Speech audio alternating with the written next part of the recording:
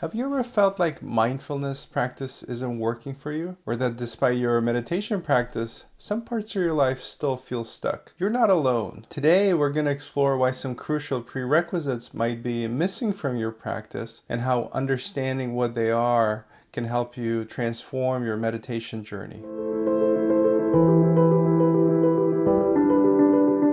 Welcome back to Mindful Attachment Coaching channel, and today we're diving into something that's rarely discussed in the Western meditative circles, and that's how vital groundwork needs to be laid before going deeper into meditation practice. In the Eastern meditation traditions, there's something called the preliminaries, and these are the practices that lay the foundation for deeper meditative work. Think of it like this: before building a house, you need a solid foundation to build, the structure and the roof so it's supported. But here in the West, we want to skip right to the advanced meditative practices. We want enlightenment right now. And this kind of spiritual bypassing can lead to a fascinating paradox. Somebody can have deep insights into the profound nature of reality, yet their everyday life remains chaotic. So someone might experience profound meditative states, yet their relationship struggles or their ethical conduct does. Spiritual growth has two important dimensions, and these are relative and absolute. Absolute has to do with the deeper meanings of reality and absolute truth. And the relative is about your personal story, your sense of self, relationships, emotions, daily life. Many of us try to use spiritual practice in order to escape the relative challenges, difficult relationships, workplace conflicts, personal insecurities, and family dynamics. But here's the truth: these relative challenges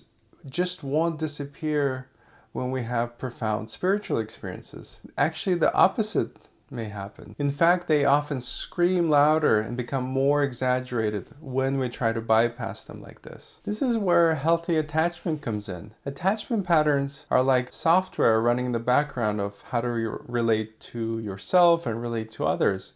It's the stuff we learned in our early childhood based on the kind of care we received. Most meditators that I work with have insecure attachment patterns, and the way this shows up is it severely limits their ability to make progress in their meditative practice. It's also disruptive in their relationships. It often impacts their work life and also just creates a lot of unnecessary turmoil and distress in day-to-day life. When you have insecure attachment, the sense of self, who you are, the I, often becomes disruptive. It's the part that's actually holding you back. The good news, we can work with this. Just like a computer needs its operating system updated in order to run advanced software, with our spiritual practice and meditative work, we can work with the sense of self and earn security and have a healthy sense of self that actually helps and supports us in whatever pursuits we have, whether they're meditative or otherwise. And I want to add a word of caution here. If you have fearful or what we call disorganized attachment, you most likely need to work with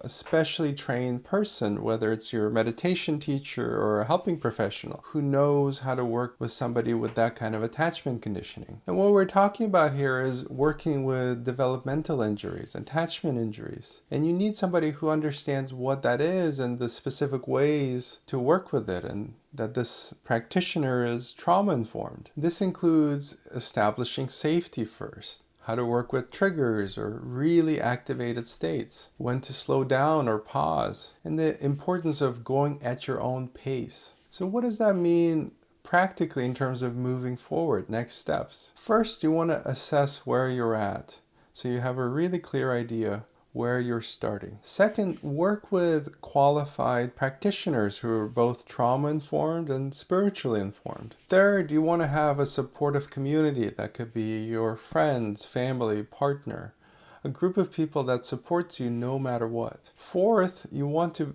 be able to address not only the challenges of your journey, so the meditative states, the different experience you have, you'll also want to address relative challenges in how you're feeling day to day, challenges in relationships. And lastly, you want to be patient with the process and most importantly yourself, a kind of self-compassion. And remember, if you're coming from secure attachment, healthy attachment patterns, most likely all kinds of different paths are open to you and available. Yet, if you're coming from insecure attachment, especially disorganized attachment, you most likely need additional support. And I just want to say that's completely okay. And as we're coming to an end here, I just want to say the spiritual path isn't about escaping or getting away from anything. It's actually about including all of us, all of our humanity with all its beauty and messiness too. If you'd like support on this journey and want to ensure that you have a solid foundation of secure attachment for your meditative path, you can check out the resources and information and how to work together. Don't forget to subscribe, and you can stay up to date about upcoming classes, workshops, and also learn more about attachment repair and